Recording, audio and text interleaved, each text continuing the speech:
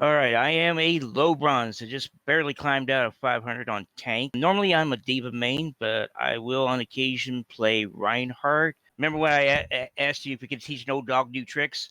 I I'm do. the I old believe dog. so. Do you mind if I would ask you? Don't. You can absolutely say no, but do you mind me asking how old you actually are? 58. It's all about training. That's why we talk about VOD reviews. That's why we talk about just playing more, because all you're trying to do is train your mind so that the next time you get into a game, it has an automatic response. So, as a D.Va, if I hear I've got you in my sights, automatic response, I'm gonna fly over and DM him. What might be helpful practice for you, Rapierman, is when you go back and watch one of your own games, maybe play like a certain fight out. Stop, play it back, close your eyes, and I just want you to listen to everything you're hearing and just describe it out loud. So just note it down. You can just say, okay, well, I heard a Genji blading, I heard an enemy soldier's tac visoring, I heard my Mercy starting a res animation, I heard my Reinhardt's shield breaking. Just note all these things down, then play it back and see if all those things happened. Hello? Yellow. Hello, how's it going, Rippy Man? More or less it's going. Yes, there you are. Okay, so for the benefit of stream and anyone else watching, could you just tell us a little bit about yourself, like what rank you're in, what heroes you play? All right, I am a low bronze. I just barely climbed out of 500 on tank. Everything else is sub 500. Normally, I'm a D.Va main, but I will on occasion play Reinhardt or Okay, cool. And how long have you been playing Overwatch? if I had to guess, I'd say roughly 2 years. 2 years, okay. And what's your general video game and specifically FPS experience? Oh, we're going a long way back. I've gone as far back as the first Wolfenstein 3D, and I've also played the early Doom series, starting to get into the later Doom series. Mm-hmm. I think that's about it. Oh, yes, I almost forgot. I've also been playing. Give me just a second, trying to remember it. The Quake series. Thank you. Yeah. So you're not new to FPSs then? Right. Okay. Remember when I asked you if you could teach an old dog new tricks? I I'm the do. I old believe dog. so. I believe so. I I'm the believe old. you can. Yeah, I'm Do the you old mind? dog. Do you mind if I would ask you? Don't. You can absolutely say no. But do you mind me asking how old you actually are? 58. 58. Wow. Awesome. I love to hear that. That's amazing to hear. Actually, I hope to have your passion for gaming still when I hit 58. But right, I think that you definitely can. I'm definitely one of those people who doesn't want to ever put an age limit on gaming. So yeah, we could definitely look at this. So with regards to your mechanics, first of all, let's just talk about it. Uh, how do you rate yourself as a mechanical player? Aiming, control of your character. How do you self assess? Not doing that well. Okay, so now specific to your D.Va gameplay, what do you kind of know are your strengths and know are your weaknesses, or feel are your strengths and weaknesses? That's going to be hard to judge. Okay, no worries, no pressure. Yeah, that's fine. We'll try and figure something out ourselves. So, as we always do when we do a VOD review, let's have a look at the comp, and then we'll try and base our understanding of the kind of back of that. So, as you're loading up to this game, tell me the kind of things you're keeping in mind. So, bearing your comp in mind, bearing the map in mind, what's on the forefront of your mind as a D.Va going into this? Is there anybody spawn camping? That's the first question I ask myself. Mm-hmm. Okay, what else? Uh, Second thing is there any weakness, any way I can get around the enemy and take advantage? Mm-hmm. So let me ask you: do you kind of play D.Va one way all the time, or do you try to adapt to the composition you have with you, To be and honest, against you as well? I've never thought about how a composition would affect me. I've Okay. never even known about compositions at that time. Okay. Well, let's talk through it then. That's something that can help. Obviously, if we're in bronze, one thing I would say to you is you don't have to overly fuss about it, because in bronze, and even I'd say in silver, as gameplay matters way more than composition, right? As long as you play your character right, you can always overcome pretty much anything. But it does help if you the reason that playing to compositions or playing to the strengths of your composition versus the strengths and weaknesses of the enemy's compositions is that it gives you an advantage, right? And in Overwatch and in any game really, you're trying to gain every single advantage you can, particularly in PvP games. You're trying to gain the edge on your opponents. So playing to your composition is one way to do that. Now, if I were to say to you that you have a Reinhardt alongside you, which you do have, how do you think that changes your gameplay as a D.Va versus, let's say, if you had a Winston alongside you? Do you have any inclination as to how that would affect your potential style? If I've got a Ryan with me, I'm probably going to let him go in front of me because I'm using his shield. Mm-hmm. That saves me from getting hit a lot, and I can fire at people. Yes, very good. And what about if it was a Winston? Winston's going to be a little spotty because his shield is stationary in one place when it actually goes down. So I might have to do a little more flanking, try to take advantage of whatever weaknesses are in the enemy. Absolutely. Okay. And just to round this up, and then I'll kind of summarize why I'm asking you all these questions. If you see a enemy team running Rein D.Va, what's your approach there? I have to watch for flanking because I know I flank as D.Va. So their D.Va can flank as well. And therefore, my backline becomes vulnerable. My sides become vulnerable. And I have to watch for that. And what if it's a Sigma D.Va as it is in this case? What are the differences between when you're up against a Sigma versus when you're up against a Reinhardt? Sigma's shield is only deploying when it's let me rephrase that.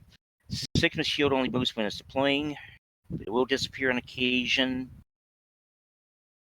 I still have to watch for D.Va flanking, but Sigma's shield can be broken, and it will be cooling down after. Okay, so so what I would say is, you've identifying all the right kinds of things. What we'd like to do now is take it to the next level of understanding the themes behind everything you pointed out is absolutely spot on. We just need to now put a neat little bow on it and identify it as theme so that we can take it from one game to the next game. So what you identified there when you said, when I have a Reinhardt, he's a big shield and I can use him for protection. What you're touching on there is basically the dynamic of main tank versus off tank, right? The Reinhardt is the main tank because his shield is just much better protection for his team than anything you can do as D.Va, right? You can defense matrix, sure, but beyond that, the best you could do is face tank for them, which is never ideal.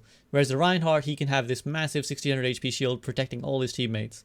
So he has the primary burden of protecting his teammates, whereas you can have other priorities, and we'll talk about what those priorities are as an off tank. Similarly with Winston. Now Winston's also a main tank, but he operates in a different way. Now we're talking the difference between what is a dive composition and what is known as the brawl competition. Are you familiar with the differences between the two? I know I've heard of dive, but I don't think I've heard of brawl. So go ahead, tell me what you understand dive to mean. Diving means going straight up towards the enemy at a fast pace. Yep. Trying to overwhelm them. Spot on, absolutely. That's exactly what it is. Dive comps are almost always populated with characters who have very, very high mobility, who can very quickly cover ground.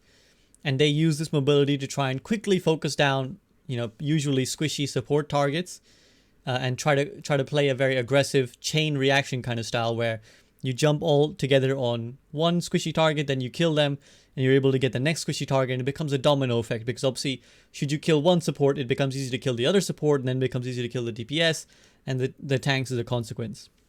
Now, that is a dive comp. A brawl comp is usually filled with characters who don't have that level of high mobility, and also tend to have much shorter physical range in their shooting as well. So, Reinhardt would be a perfect example of this. Why would Reinhardt be a brawl character, judging from what I've just described to you?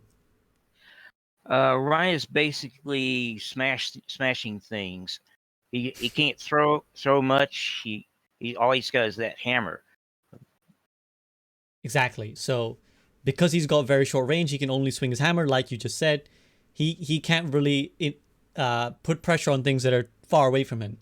So he relies on enemies coming close to him, and that's where the term brawl comes from. Because for him to be effective, he has to be in a sort of confined area where everyone's together and it looks like an all-out brawl, right? So for Reinhardt, so now we've identified a few things, right? We identified that our Reinhardt, he wants to be the main tanker first, and he wants to get up close and start fighting people. We can compensate as an off tank.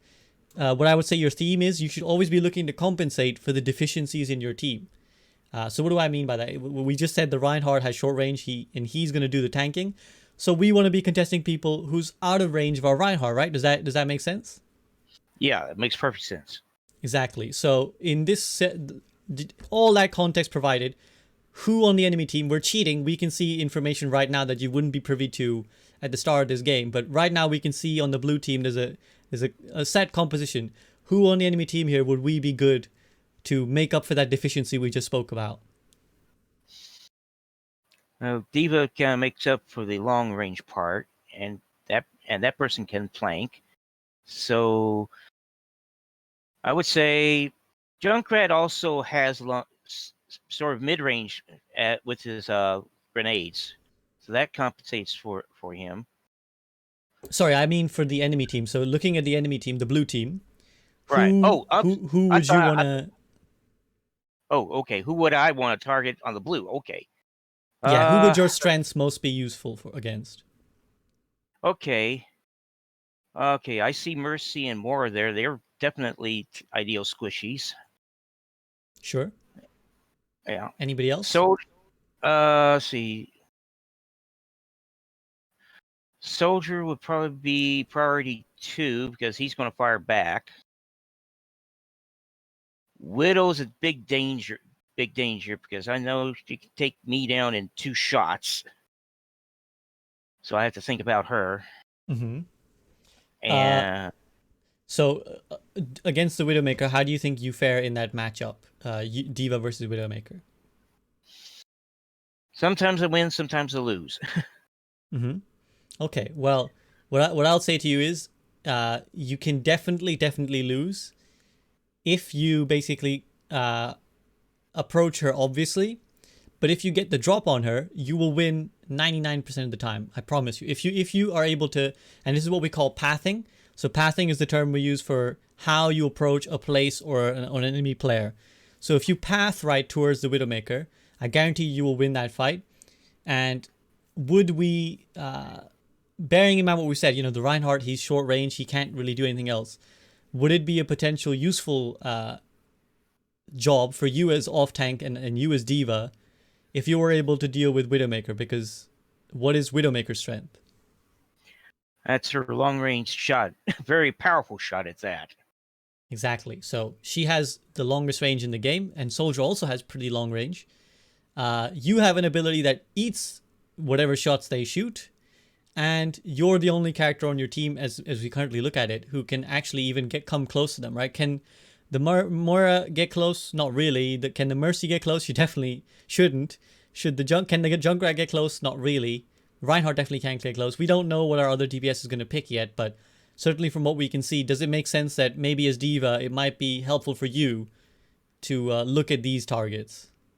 The Widowmaker and the Soldier. That would certainly help the team. Exactly. So this is the kind of stuff I would say when I asked you right at the start, I said, what are you thinking when you come out of these spawn doors? And I know this is a lot of information, but the reason we talk about this is that eventually these kind of things become second nature. You know them subconsciously. So if I were to ask a player in Grandmaster, they would know these things without me needing to prompt them, right? They would immediately know because they've played so much and they've thought about this so much that the minute they get into a game, they're with a Reinhardt, they see a Widowmaker and they're D.Va, they're going to say, okay, I know what I got to do, right? So that's what we want to encourage. We want to encourage you to, when you see a comp, when you come out of these spawn doors and you see Widowmaker, you think, that's my job. I got her. So with that in mind, let's watch the VOD and we'll see how we approach. But that's just a basic run through of how you want to approach your thought process as an off tank player and as a D.Va player, and how that can adapt your gameplay. Does all of that make sense? Yes. And is there any questions at this point that you have about any of that? No questions. Awesome. So let's hit play and let's see what happens here. So as you said, you were going to check for spawn camping. There was a Moira there and there was a D.Va above already trying to get up in your business. Now, a shot comes out from the Widowmaker. So now you know that she's there. So as you can see, already what we spoke about is becoming a problem. The Widowmaker is on this very oppressive high ground. She's too far away for anyone else of your team to deal with. And she's starting to pepper in lots of damage. So let's see how you respond. So for the time being, you know, you get cover, which is good. There's nobody right now on the payload, so it's fine. You know, you don't need to overtly shield anyone. But yeah, there it is. That Widowmaker's a problem again. Now, our Reaper does a great job. He goes and he TPs in, and he takes care of her. So that's very nice. Now that, again, opens up space for us to be a bit more aggressive. Okay, so the soldier was down there. He's peppering our Mercy. Okay. Right. And I also saw up there where Widow was, there was also a Sigma, and he was throwing big rocks. Exactly. So he was also... Yeah, go ahead. So I was trying to block it, but my timing was off. Oh, well, I should just tell you, Rapierman, you cannot eat the Sigma rock with your defense matrix. It is not edible. Sorry, it's not defined as food for the defense matrix. So just bear that in mind in the future. Nothing can stop a Sigma rock. It goes through deflect, it goes through defense matrix. The only thing that can stop it is the shield. It will go through all other sort of, or a barrier basically, you know, Zarya bubble counts. But otherwise, you know, all these abilities that, and a kinetic grasp will also get hit by the rock. So none of these, what you would usually think of as eating abilities, can stop them. Only shields and barriers. So that's why actually, it wasn't your timing. It's just it's not something you can stop. Now, so remember at the start we said the Reinhardt is the main tank. He obviously dies, but that is at this point incidental. We said the Reinhardt is the main tank. He's going to be the brawler. He's going to be the one protecting his team. Bearing in mind what we said there, how do you feel about your position right now, in relative to the threats that are pressuring your team, and what your job we spoke about could be? Well, being covered is good, but it would have been better if I could have gone directly to them. Absolutely. So, and why is that? Why is that? Because at least I have rocket range that I can close distance and do some damage. Exactly, right? So if we had been able to close the distance and start shutting down some of these characters, well, that's a lot of value gained, right? Because even if we don't kill them, we're 600 HP. We have a defense matrix that can protect ourselves. We have a lot of sustainability in a fight. So even if they spend 5, 6, 7, 8 seconds trying to kill us, that's time they're not trying to kill our team. So that's another way you tank, right? You draw someone's attention, you get up in their face, and you make it impossible for them to get at your team. So would that be a better use of your time potentially than what ends up happening here? Because if we look at what's going on in the payload, we're shooting the shield. We're defense matrix periodically, but we're not really even able to protect our Mercy too well. The soldier is pressuring us, but he gets away, and it's only our Reaper who deals with him. So bearing that in mind, what do you think you could have done differently there? I should have rocketed up there and just try to kill some people. Yeah, exactly. And I appreciate the bloodthirst. You don't have to necessarily even kill them as long as you're occupying them. Obviously, it's great if you can kill them. But one thing I would say is you don't have to... A lot of times when the mistakes players make is they enter like Mortal Kombat with an enemy player where they're like, well, I've engaged this person, now I will kill them or they will kill me. As a D.Va, actually one of the wisest thing you can do is go up, get up in someone's business, and let's say that, as you said, the Widowmaker hits a really nasty shot on you, she gets you down very low, and you feel, actually, I'm starting to lose this duel. Don't be afraid to just drop back down. Don't be afraid to just drop back down, get out of cover, heal yourself back up, recharge your resources, get your DM back to full HP, And then you go again, then you come back and you're back annoying her. You're not giving her any time to breathe, not any time to be effective. Does that make sense? Perfect sense. Awesome. So let's carry on and let's see what's happening. So our Junkrat goes up there now. He's bold. Nice. We go right up there with him. Excellent. So that's our job well done. And now from the high ground, you're able to be very, very annoying because you can just pepper them for free. So very nice. We're looking for someone. We can't quite spot anyone. There's a little D.Va behind us. So that's just a case of, yeah, there you go, you found her. So that's just a case of perhaps listening to the audio cues. Do you listen to music or anything while you're playing, or only in-game sounds? Only the game, usually game sounds, and probably the game's background music. But I have that very low. Yeah, no worries. I think just because I think it's very important to pay attention to the audio cues, and if I'm gonna, in fact, I don't know how loud the stream is, but I'm gonna turn the volume up here of the in-game sounds for a little bit, and I want you to tell me what you hear as you drop onto the payload. Listen in.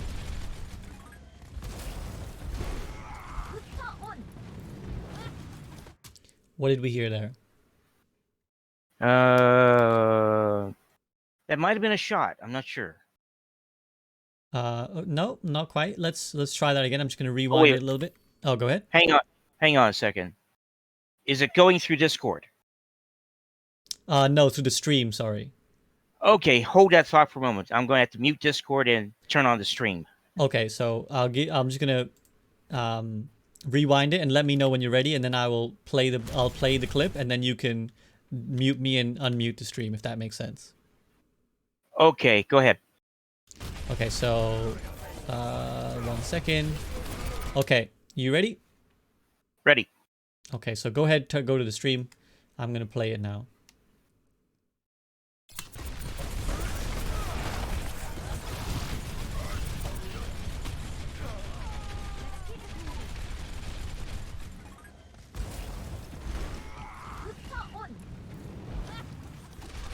Right there. Did you catch it? I know there's a bit of a delay on him and being able to hear me on stream, guys.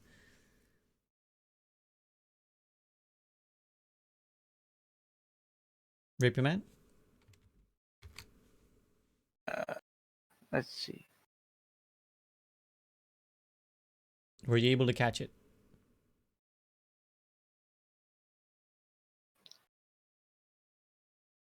It's not. It's okay if you weren't. It's completely acceptable if you weren't. One more time. Okay, we'll go one more time. So I'm just gonna rewind a little bit, and then I'll tell you when you can mute me here. I'm just gonna narrow the time frame for you, so it'll make it a little bit easier. Okay, so I'm gonna unpause it now. So go ahead, go to the stream, and I'm gonna turn it up as high as I can so you can listen. Okay, go.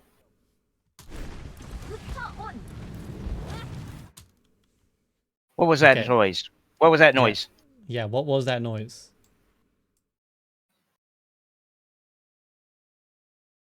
Do you have any idea? Let's see. That could have been a shot. No, wait. Did Anna just do a sleep dart?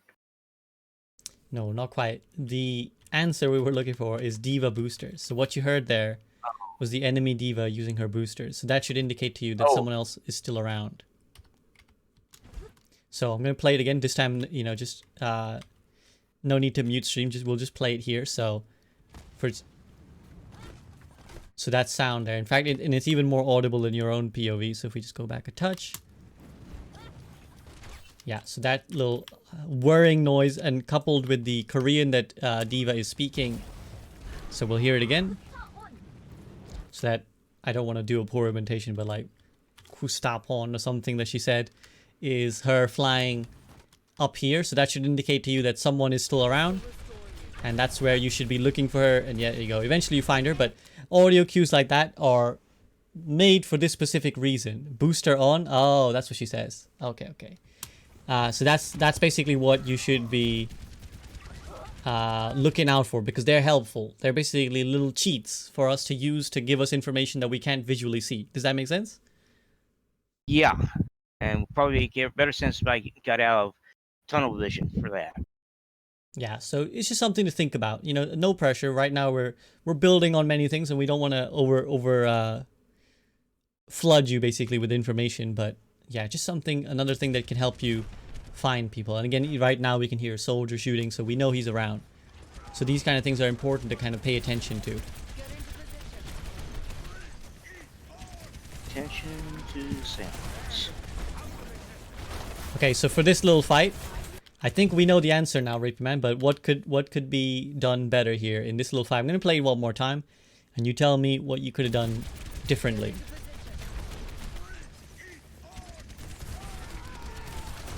Let's see. So, right. Okay. Could have jetted over. Yeah. So, as we just said, you know, you can. We said on the first point, right? Like you're gonna get a lot more value, perhaps getting closer, trying to contest people who are otherwise uncontestable for the rest of your team. So bearing that in mind, where would be a good kind of spot to jettison over to? Just give me like a. You can just describe it to me, and I'll try and point to it in the stream, and you can tell me if I'm right. Okay, I could go straight to that door up ahead. So this door, you mean? And it'll take a second to get there on stream. Right. Yeah, the gate, also known as point 1. Because I see four. I see 4 people right in front of that door. Yeah, I mean, this is definitely a potential. What is the potential danger of being here, though? If let's say you booster over to exactly right here, what's, you know, you're right. We get to see 5 people, in fact, all in our LOS. What's the potential danger here, though? I could be surrounded. Yeah.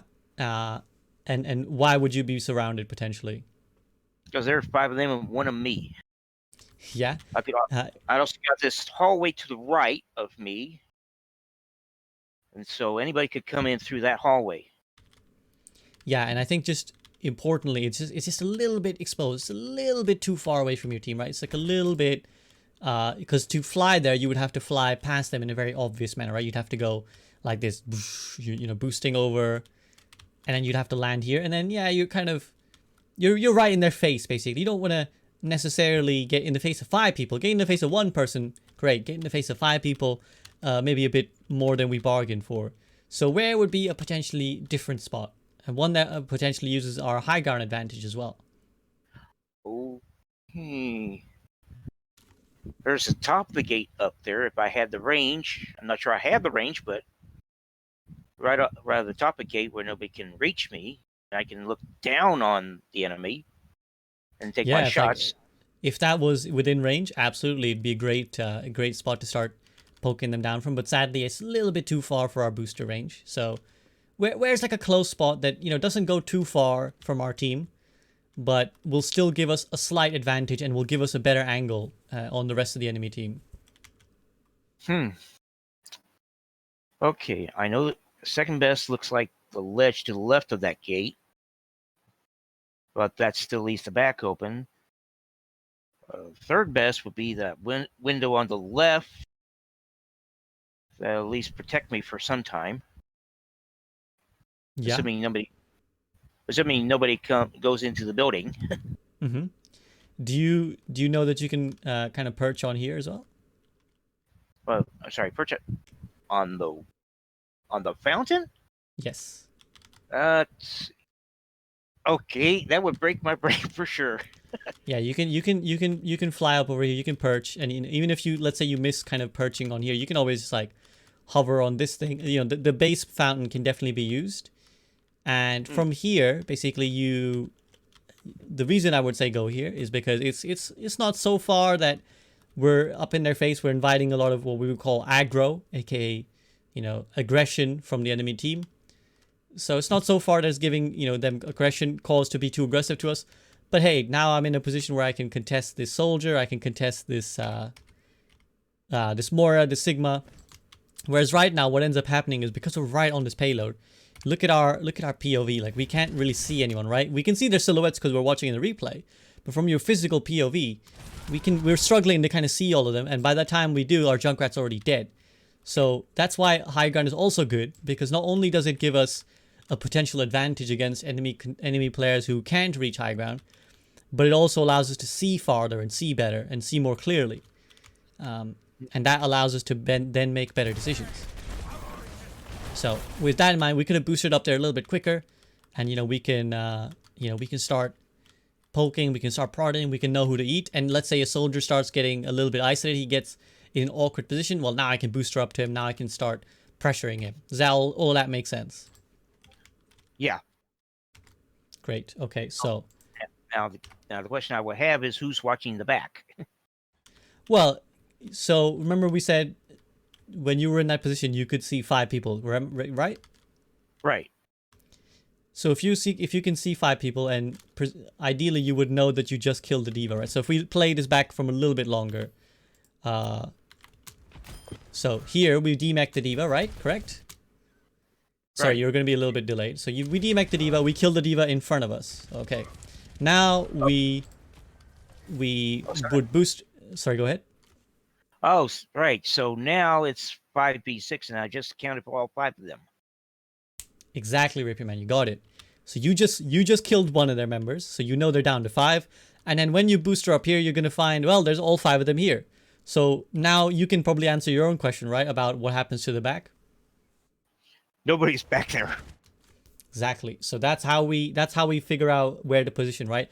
That's again another reason why having vision on your enemy team is super important, because see, ordinarily you might be worried, and that's a great instinct to be worried about, like, oh shit, well, who's watching the back? Like, I have to be careful about it. But if you can see 5 of them and you know you killed the 6th one, you don't have to worry. You can now completely forget that one responsibility, and now you can be even more aggressive. You can be even more focused on the front line. Does that make sense? Yes. There you go. So had we done all that, we would be in a very nice aggressive position to start, putting pressure on the enemy team, blocking their damage, and maybe we could have even saved our Junkrat here. Now let's see what happens from this point onwards. So again, your positioning is just kind of you're making it very hard for yourself. So if we notice here, you're going to end up turning 180 2 or 3 times. So we're just going to watch this back, and you're turning 180. So you're staring at a Sigma, and then you're going to turn 180. You're trying to protect your Moira. At 180, you turn again, and all this time the soldier's peppering you, this Genji's peppering you, the Sigma's peppering you. And again, you're going to go 180, 180, 180, 180. Do you know what the cause of that is, potentially? And it relates to what we just spoke about.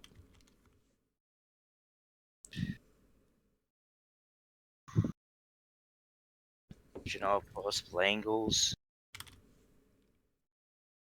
Yeah, it basically comes from your vision, right? Because why would you have to turn 180, basically? If we ask in a more general way. If I was worried that somebody might come up behind and try to flank. Yeah, and also if you couldn't see everybody, right? Like, the reason to turn 180 would be you can't see anybody from the space you're at. So now that our team is pushed forward, now where's a good spot for us to booster over to? Now I can go over to the ledge on the left of the gate. Amazing, exactly. And why is this a good spot? So if we were to booster over like this, what does this give us now? It lets us see down below on everything. And they'd have to come in one direction to try to get to me. Exactly. Now you can see everybody, right? Here's 1, 2, 3, 4, 5, 6, 7, 8, 9 other players we can see. We know the D.Va's coming back from spawn. We just saw the killer, so we know she's going to roughly come from here at some point. But that's fine. A D.Va can't kill you, not quickly anyways. So now I can see 9 players. So I can see the majority of the players in the game. And I know where the others are roughly. Like, with the Genji, we would have seen him. If we were watching this angle, we would have seen him go into this corridor. And we would know that therefore he's coming out around here. And we know our Moira's coming. We know our Junkrat's coming. We know he's just been res. So, because we can see that in the kill feed. So, if you're boosted up to here, perfect, right? Now, I don't have to turn 180. If the soldier's pressuring my Moira, I can see it from right here. And if I wanted to, and if I felt I needed to pressure him, I can now boost over to him and start pressuring him here. Or I can defense matrix. Or I might see this Mercy, who's just guardian angel to the Sigma, and I might think, oh, hello Mercy, you're looking rather lonely. The Moira isn't looking at you. I can start pressuring you. I can start, M1ing you. I can micro missile you, and I can kill you like this. So does that make sense? Do you see how positioning can fix other bad habits, such as having to turn 180 and losing track of the fight? Yep. Any questions? No questions at this point. Great. So yes, you see there right now what's ended up happening is because your positioning is so passive, look what ends up happening where your shots. So the majority of your shots, we're going to just watch now. So you're shooting a little bit on the soldier, but now the payload's taking all these shots. The payload's taking the shot. Once more you're shooting the shield, but once more the payload is eating all the shots, and we can see that from the little green, what do you call them? I don't know, hit markers flying off. Sparks Deflection. flying off. Yeah, the little green deflections flying off. Again, we're kind of shooting the ground. We're shooting the payload, shooting the payload. Now we're shooting some people. So now we're able to shoot some people once we get off the payload, but we can hear a Genji peppering our backline. And we did a good job. We shepherd him away. And this is exactly what you should be doing as D.Va. You're shepherding away the people behind you. But there you go. You see, because you were so obsessed with being, I'm right here on the payload, literally the payload blocked you. It was metaphorically blocking you, but it was physically blocking you too. So does that make sense? Yeah. Yeah, so we need to try and find that optimal position that then lets us start firing, more effectively. Okay, and for your question, Enks, this is a VOD review for Patreon, so probably not today. I prefer to schedule them in time. So yeah, I don't think any more full VOD reviews today, because we're going to be spending a little bit of time on this. Okay, so once more, Reinhardt has gone away, so I'm not gonna repeat the same point. You've seen your Reinhardt go away, so maybe this would be a good time to take some better positioning. Let's try and focus on some other aspects now. Very good reaction to the D.Va bomb. Okay, so describe me through what you're trying to do. I'm going to play it back again, so you might want to watch stream. I'm going to play it back. Describe me through what you're doing at this point, as I'll tell you when to start, basically. So after you basically booster away from the D.Va bomb, I want you to tell me what you're doing. So okay, go now. So just watch the stream and tell me what you're doing. I evaded left, and now that I'm here, I decided to take advantage and see if I could deal with the enemy while going back to the payload at the same time. Unfortunately, Sick caught me in that gravity flux. Okay, I'm gonna slow it down so you can better. I'm gonna slow it down to 0.25 so you can more easily talk me through. So, gonna wait for the stream to catch up, and when you can see the pause screen, let me know.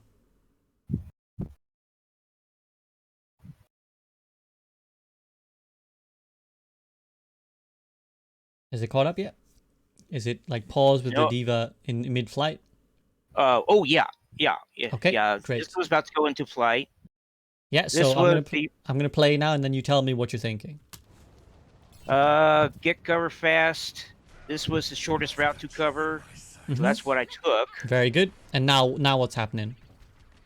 Now that I'm here, I figured I was in a position to take advantage of the enemy, but apparently they backed off too. And this was also a quicker way to get back to the payload. Okay, so yeah, the enemy was here, but unfortunately, I got caught in Sig's gravity flux, along with a lot of other people. Okay, so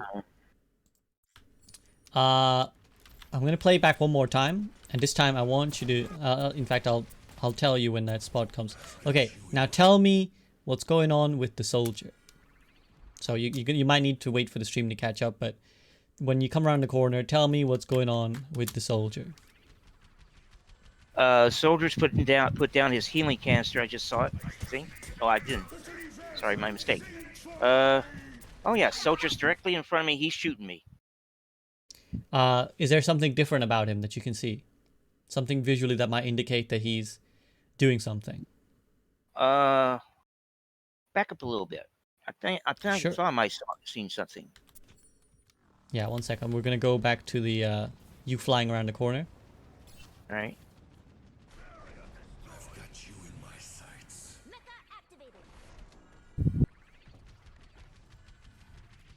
So here we are. Okay, he's shooting. He's shooting. Oh, that's his visor. He's ulting. Bingo. What's giving that away? Okay, there's an image of a screen that's directly in front of his eyes. That's usually his Exactly. visor. Exactly. And I also, if don't- I rewind it a little bit, and I'm going to turn the stream audio up again, so you may want to, mute me. I'm just going to, Okay. 1 second, I'm just going to find the spot, and then you should be able to tell me. Oh. 1 second, I'm going to just find a spot for you. Okay, so I'm going to play it again. Let me know where you catch up to, again, the same image of the D.Va flying away from the D.Va bomb. So let me know when you can see that. I'm there. Okay, great. So just mute me, unmute stream, and tell me, again, remember we're thinking about audio now. What else is going to give it away that the soldier's tag visoring? So I'm going to play now. Okay, go. Oh, wait a minute. He froze up Oh. for a bit. Okay, I'll just go back. Don't worry. Here we go. 1 sec. I'm just going to... You're probably in a little bit of a delay.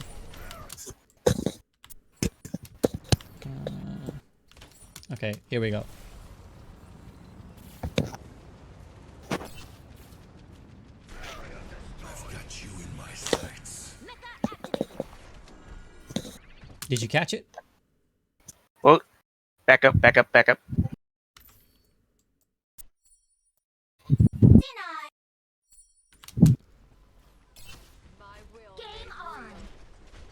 Okay, this is a little bit too far. I'm just going to speed it up a little bit until we get to the spot.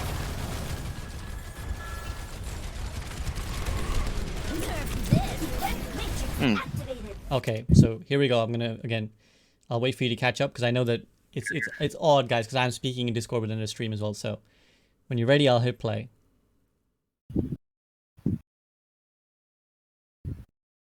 Go. I've got you in You can go now.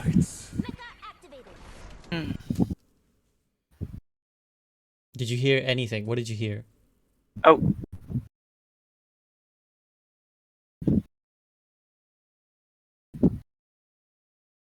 I've got you in my sights. I remember that. That's usually the signal that he's ulting. Very much so. So you know the procedure of what characters say when they are ultimating. Yeah. So yeah, what? So for example, if I were to ask you, what does shit, I'm trying to think of another one who speaks in English. But what does Reaper say when he's ulting? For your, and there's different. Again, I don't know if you know or not, but there's different sounds for when it's your friendly character doing it and when it's an opposing character doing it. Are you familiar with that? Yeah. Reaper, if he's on my side, he's saying clearing the area. If he's Yep. on the enemy, he says die, die, die. Perfect. So you know what they're saying. Okay, so so you heard this time the soldier saying, "I've got you in my sight." So I'm assuming you didn't catch it live. Right. Because the thing about the reason these sound cues are thrown out so loudly is because they're very key to knowing without seeing what's going down. So if you hear "I've got you in my sights," what would that say to you as D.Va? That tells me that soldier is ulting, and I should be calling that out so that my team will know. Mm-hmm. And what about you personally as D.Va? What can you do? I can throw up my DM, block any bullets incoming. I can also close distance, possibly with micro missiles going off at the same time. Exactly. Absolutely. So perfect. You know, if we hear "I've got you in my sights," that gives us an opportunity to fly over, defense matrix, get in his face. Again, remember what we said, get in their face. You don't even have to kill them. As long as you're occupying their time, that's what you're doing. As a tank, you're putting your body on the line for the rest of your team. So if you're able to close the distance on the soldier, You're going to be stopping him from peppering your Mercy as he is doing. And as it is, he's going to end up killing her, I think. See, there you go. He's actually turns his attention to you. But your Mercy is, look, what is she? 11 HP. Right? And that soldier was about to kill her. So you eventually do get in there to defense matrix, but it's an accidental defense matrix. You're actually looking at the D.Va, while the soldier is also gets distracted by you. But ordinarily, that would be your cue to go fly in, defense matrix, get in his face, micro missile, shoot. And all you're trying to do at worst is buy your team time to get to cover, and at best you're trying to kill him or negate his entire attack visor. Does that make sense? Yes. Exactly. So again, remember we said at the start that if I see a Widow, if I come out of spawn, I see a Widowmaker, I'm D.Va, my brain instantly clicks and says, okay, well, that's my job. So similarly, it's all about training. That's why we talk about VOD reviews. That's why we talk about just playing more, because all you're trying to do is train your mind so that the next time you get into a game, it has an automatic response. So as a D.Va, if I hear I've got you in my sights, automatic response, I'm gonna fly over and DM him. Does that all that make sense? Yes. Perfect. So that's simply what I would ask you to do in that situation. After that, like you said, you get gravitic flux. Nothing you can do about that. Okay, now you're out. So let's see how you approach this next bit. Again, we could have gone to the high ground, but you know, we've spoken about that. You get out of danger, which is nice.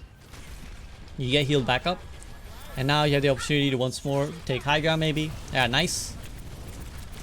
Now I applaud the attempt of chasing the Mercy, but you know, Valking Mercy is far too hard to hit. So, you know, even at like GM level, people probably wouldn't chase a Valking Mercy as a D.Va because it's just so hard to hit her. So I applaud the effort, but yeah, probably not worth your time. Again, same issue. We're just a little bit too concerned with the payload. We could be trying to get a more favorable angle. Okay, now our Reinhardt has shattered. In we go. Nice, good use of high ground. Nice, we get the kill on the soldier.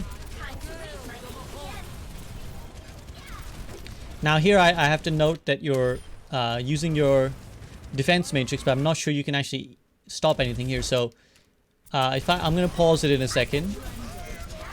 Okay, there's a delay. Yeah. So no worries. I haven't paused it yet. Don't worry. I've paused it now, so you should wait. Tell me when you've caught up. Okay. So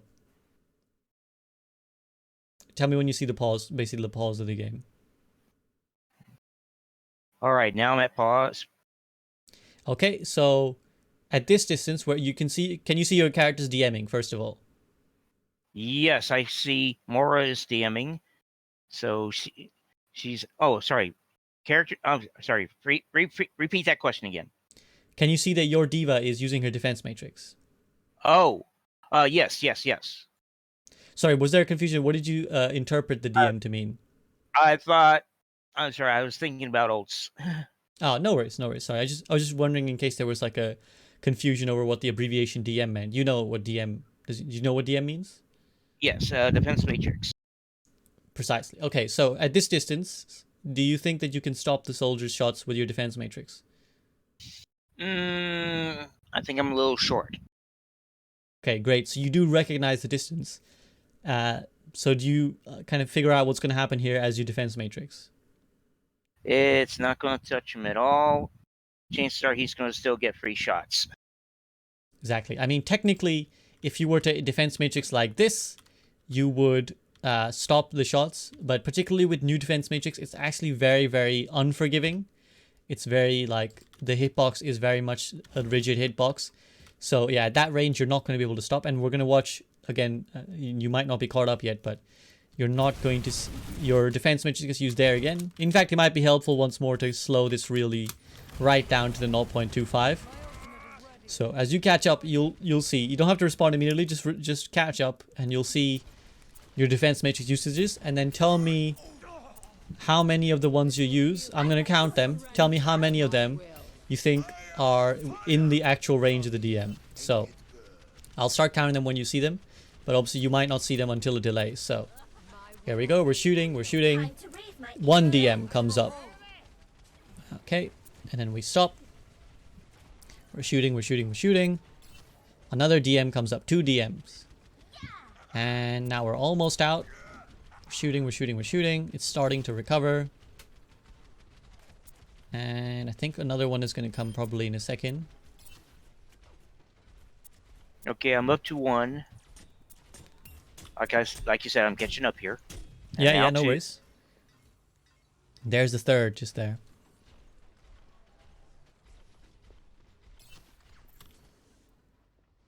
Okay, so I'm gonna pause at the third one. So let me know when you get to the pause screen.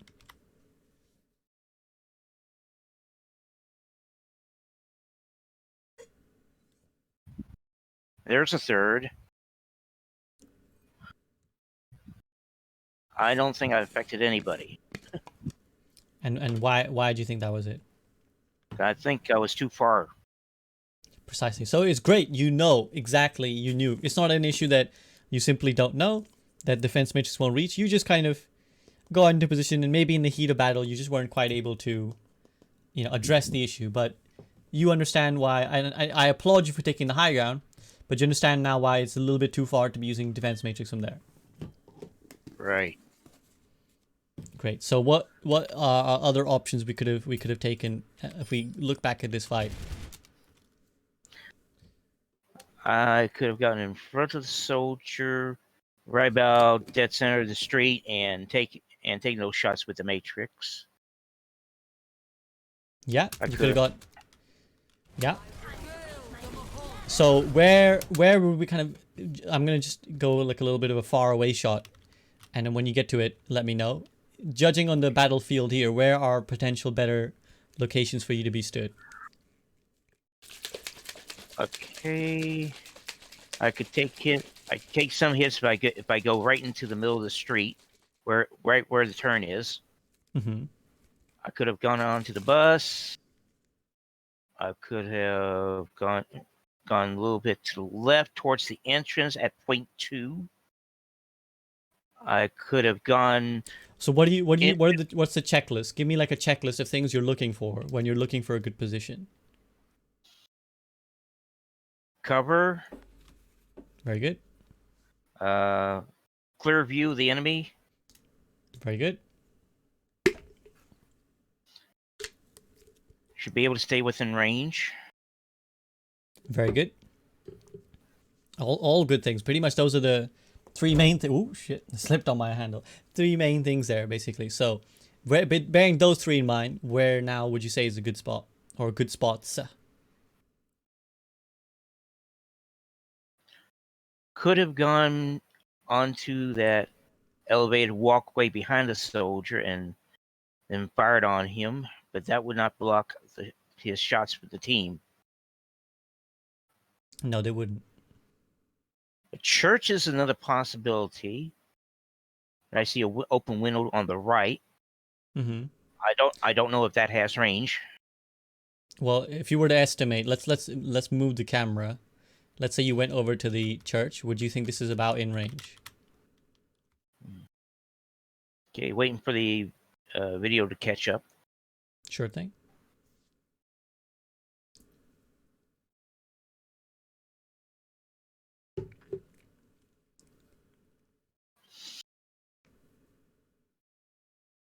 Could be, but then he's covered by the bus. So yeah, we go back to our question then. Where are the good kinds? I'll just for the sake of simplicity, I'll just kind of move it along. So, like you said, this high ground, while night suppression the soldier is maybe a little bit too far, and again maybe not yet. I think you can definitely get there if the fight carries on for a couple more seconds, because your Reinhardt will eventually go even deeper, therefore making space for you to take this high ground. But for the time being, I think getting to this bus here is exactly a good call.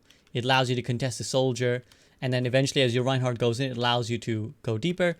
This corner would be okay, but again, as you can see, it's exposed to both the soldier and the Mora who's coalescing, so it would put us in a slightly awkward spot, not super awkward, but again, we're looking for that sweet middle ground spot where, for example, if we get here, we can start peppering the soldier, we can maybe go and help our Reinhardt in a second, we can contest his Mora too, so does that make sense? Yeah, right on top of the bus. Yeah, on top or even behind. You don't have to even go on top of it, because again, on top of it, yeah, it's okay, but there's also a potential that people can start shooting you. But yeah, even here, perfectly fine, like behind the bus, using the cover of the bus as well. So let's see then what ends up happening. So right now, yeah, you're kind of a little bit too far from the game. You're not really affecting it. Then you end up going back to the payload. But as you can see, Reinhardt's actually pushing forward quite aggressively, so it might be good. And you can see he even dies. So, why would we push with our Reinhardt here, like as opposed to staying on the payload? What's the pros and cons? If I wasn't staying on the payload, I would probably line up right behind him so I can shoot people right in front of him and use his shield. Mm-hmm. And again, sort of in a bigger picture sense, what is the benefit of being here versus the benefit of being on the payload right now? Let's see. Let's see. Better view from above, from above the payload than at the payload. And people can't reach me as well as being on the payload. Well, let me rephrase the question. What would be a more significant contribution? I'm just going to play the clip back. The time you spend on the payload here, or time you might have spent alongside your Reinhardt.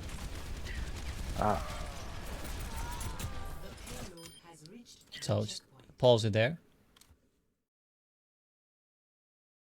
Okay. If I was with Reinhardt, not only can I watch ahead, I can watch his back.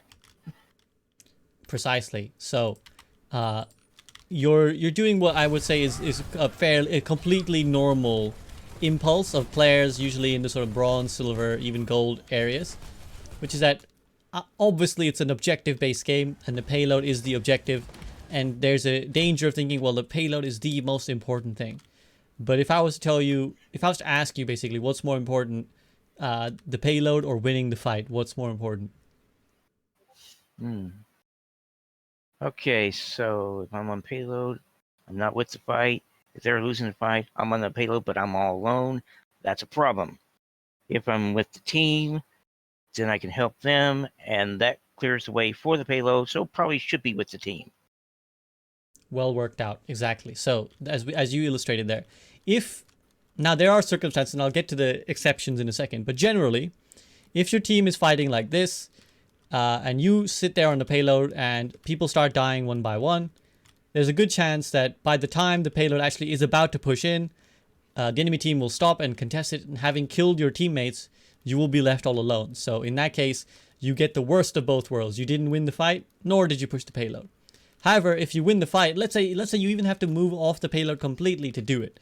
Let's say that you and everybody else leaves the payload to go win this fight. What would happen? Let's say you all leave and you win the fight. What's going to happen after that? We all leave and we win the fight. Payload's going nowhere, and it could be open to being captured by the enemy, which puts us in a bad situation. Yeah, but if you've just killed all the enemy, what's going to happen? Oh, payload can go through unfettered once we return. Perfect, Rapierman. If you kill all the enemy teammates or the enemy players, you're free to move the payload completely unobstructed. It can now chug along. It reaches the point C effectively, and there's no issue, right? So of course there are exceptions. The exception would be if actually your teammates are out fighting, and if you notice an opportunity where actually if I stay on the payload it will push and there's no one from the enemy team around to be able to contest it, then it's valuable to stay on the payload. But generally, 9 out of 10 times, if you win the team fight, you will push the payload. But if you only focus on pushing the payload at the cost of winning the team fight, you'll likely lose both. You won't get either the fight or the payload because your teammates will die, then the enemy team will come get you, and you lose. So does that make sense? Yes. Okay, so in the future, what will you do in this situation? Make sure my team is protected. Exactly. Make sure you win that fight, right? Win the fight first and foremost, and then we'll worry about the payload. So, let's play it back. As it ends up happening, your team does manage to win the fight just about, and you are able to push the payload. But in another situation, it might not have panned out that way. Now, it looks like the enemy team is still committing ults, which is fine for you because you've already pushed the payload to the destination. So this isn't an issue. The D.Va's kind of wasting her time. She's wasting her cooldowns and her HP. So this is all great for us.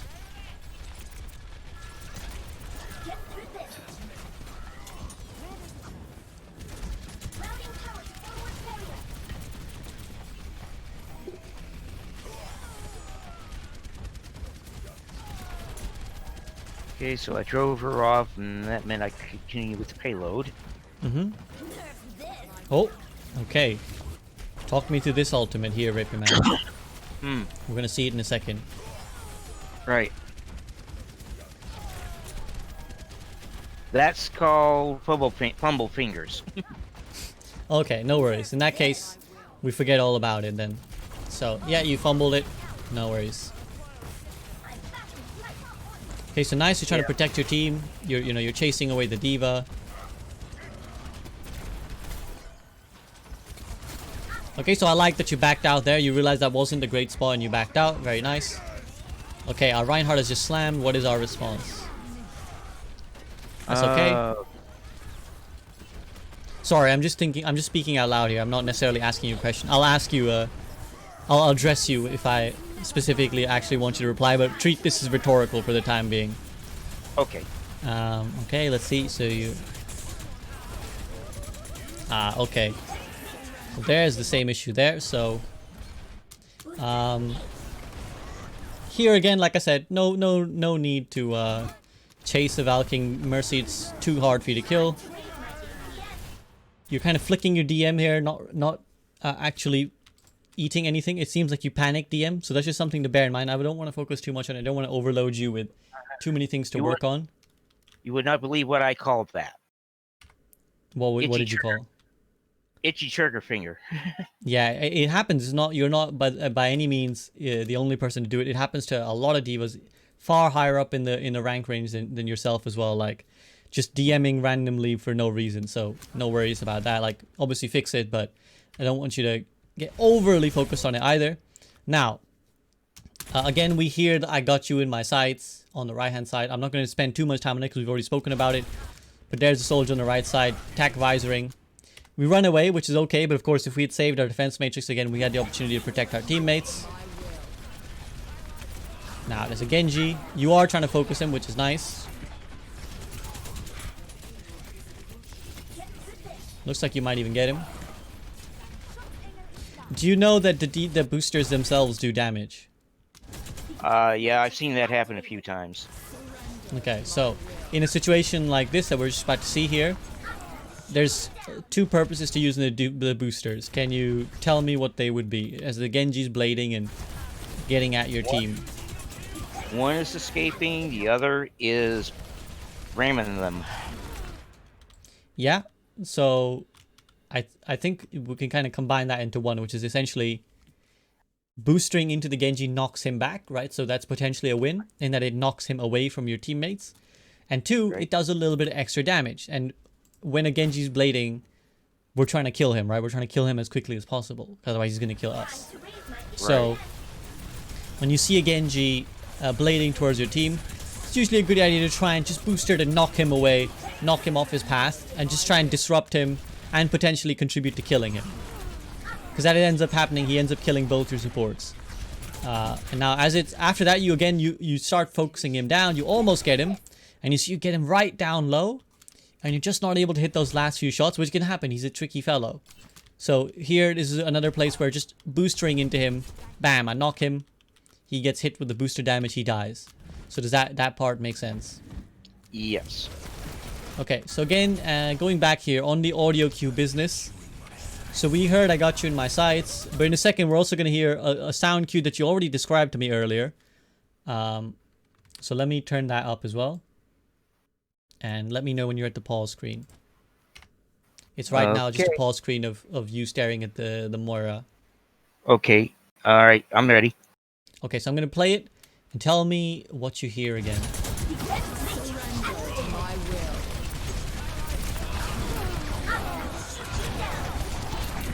Sound is not on. Oh, have you left the stream muted? No. Oh, I'm sorry. My mistake. No worries. I'm gonna go back. I'm gonna go back. No worries at all. I'm gonna have to shoot you down. Okay, so listen once more and tell me what you hear.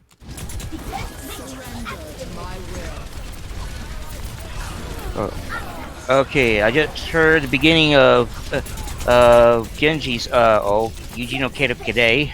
I believe that's what it says. Did you hear anything else? I think it's about 28 that you... Yeah, okay, so right around here, I'm going to slow it down again. Tell me what you hear. So when you're caught up, let me know so that you don't have to talk over the sounds themselves.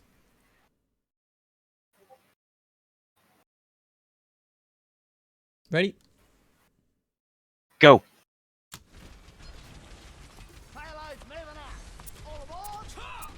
Clearing the area. I'm gonna have to shoot you down. Oh, did I just hear Ryan do something? No, it's... I'll give you a hint. You described it to me earlier. It's a specific Okay. call out you described to me earlier. Oh. Oh. Let's see. What does Reaper say when he's ulting? Die, die, die. And what about when it's your friendly Reaper? Clearing the area. Did you hear clearing the area? If I was paying attention, I probably did hear it. So if you hear your Reaper, and he did say clearing the area. If you hear your Reaper saying clearing the area, what's another potential thing that you can do? And we can see here on screen now. Here he is clearing the area as promised. Maybe next time.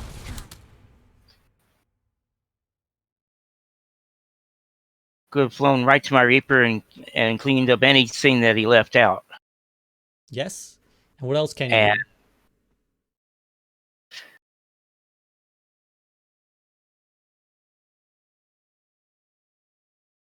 Anything else can you do as D.Va? okay.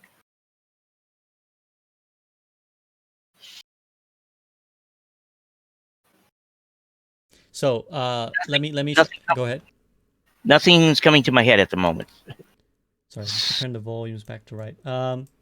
So let me reframe it in another way.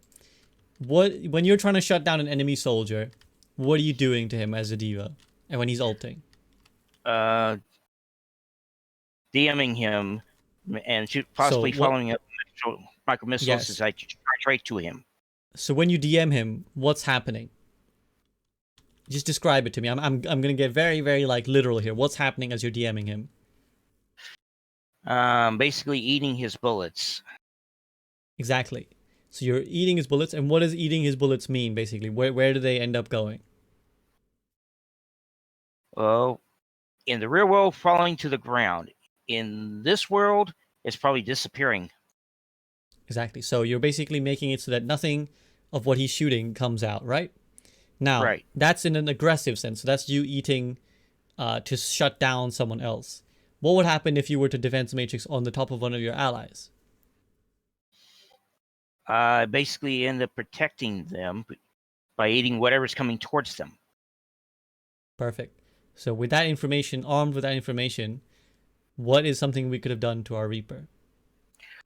Could have flown in and ran out of the defensive matrix so he doesn't get hit. Bang. And is that something you can use for any other situations as well? Certainly. So is there anything that comes to the top of your mind that you think, yeah, I might do that next time? Let's see. And this is particularly helpful with ultimates, obviously, because they are impactful. They're like, they're an extra impactful few seconds. Like, obviously every second of Overwatch is important, but for the duration of a character's ultimate, they are extra powerful. So obviously protecting them is extra significant. So what else? Yes. Go ahead. I remember seeing this before, eating Zarya's grab bubble. Her You can grab eat her ult. graph, yes. You can eat her graphs. And again, that's all aggressive. But what else can you do defensively? Now that we've kind of figured out, okay, well, I could have gone and helped my Reaper and protected him while he death blossoms.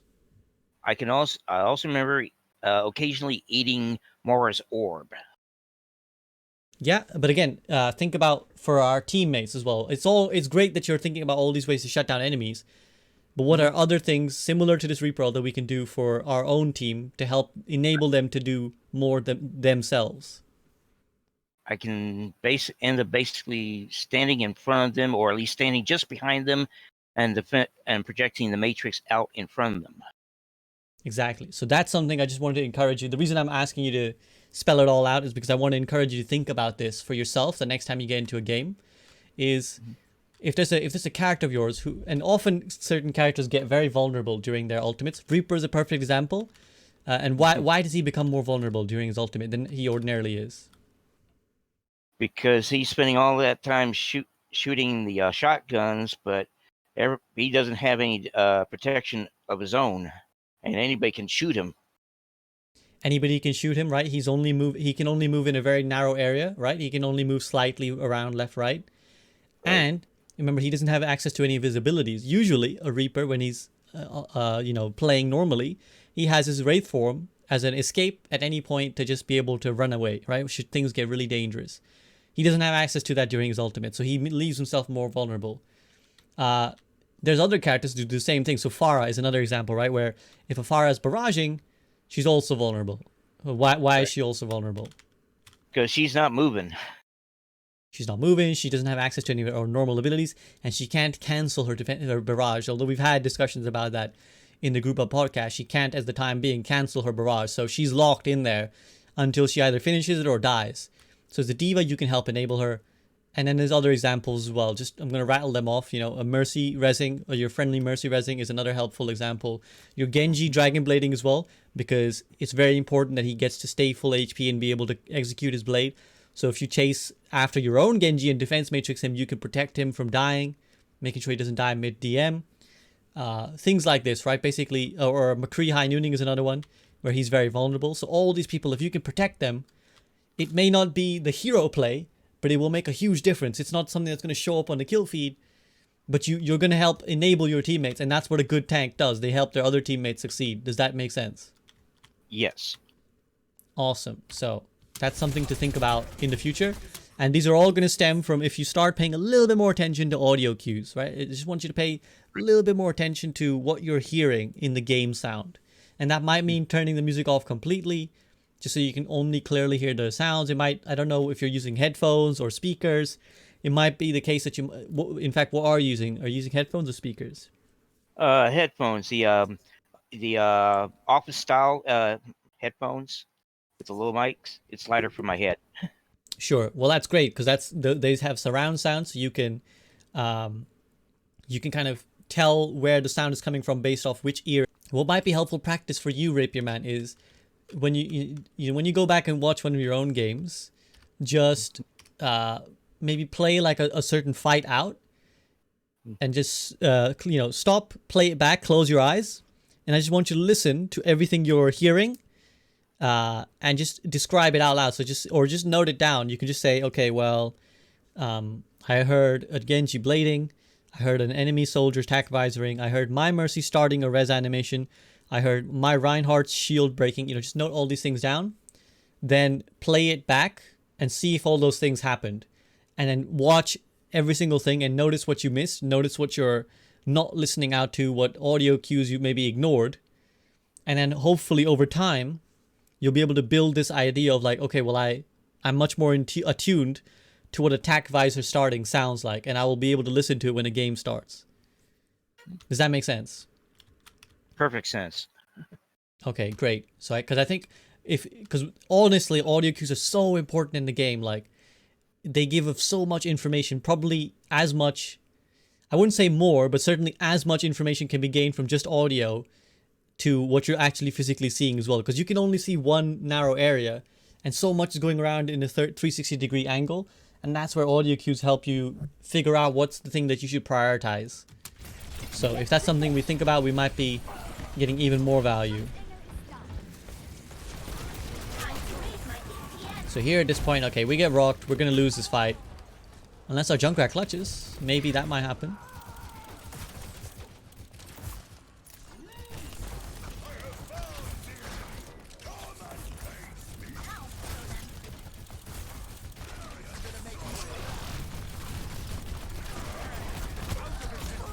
So just a few basic mechanic errors here, Rapierman. I noticed that you're kind of you're shooting at the payload a lot. Do you have any idea why this is happening? So if we watch this whole little playback, you end up once you get into Baby D.Va form, you mostly shoot the payload. So I just want to ask from your own perspective if you have any ideas why this happens. You can wait and watch it back if you're unsure. At that point, I'm thinking of the payload as an extra shield instead of a target. As in a shield to protect yourself? Yes. Okay. But Well, at the same time, if you're looking at something that you don't want to shoot at, do you have to shoot? no, I shouldn't shoot. Right. Not like that anyway. Yeah, because what ends up happening? You have to reload, right? You have to end up reloading, and then you're wasting your time. So, it's very good that you're using the payload as cover. But if we notice here, most of the time you actually shoot while you're just looking around. So, I would say, you know, the best thing you can do is just, you know, if you're using the payload for cover, just peek. Just peek it a little bit, you know, just a little step over to the left.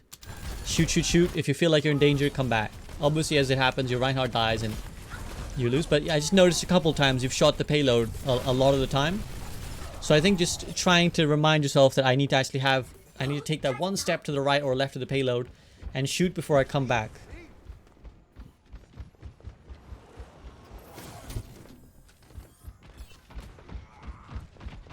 Alright, so we're gonna head to this next fight.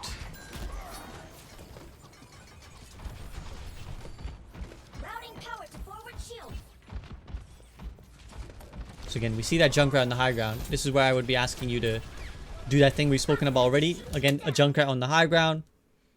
Very, very good target for you to potentially dislodge and take out the equation. Rapierman, you play on PC, right? Chat has been asking a lot. That's right. Yeah, he That's plays on right. PC. I can see. And also, Justice Wave, I don't think it's a Sens issue. I don't think this is a Sens issue. I think this is just... I mean, you can, Rapierman, play around if you feel like your camera isn't quite moving the way you want it to. Might be worth playing around with your sensitivity, but I don't personally think it's necessarily a sensitivity issue. I think it's just a potential awareness issue. So, let's have a look here. Oh, very nice. You almost killed the Genji. And good response. You get away from the D.Va bomb. Very good. You almost got him there, so that was a nice hunt on the Genji. Nice. You take out the D.Va. You're just kind of losing track a little bit, but we're okay.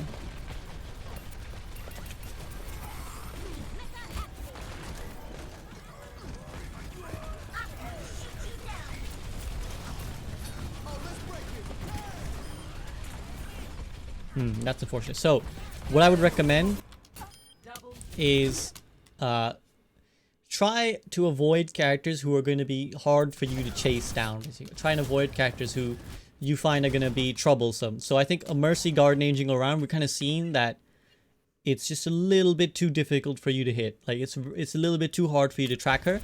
So what I would say is, like, if somebody's pocketing the Mercy, or if the Mercy's pocketing somebody, that's already a no-no. Why would it be usually not worth your time to shoot someone who's already being healed by a Mercy?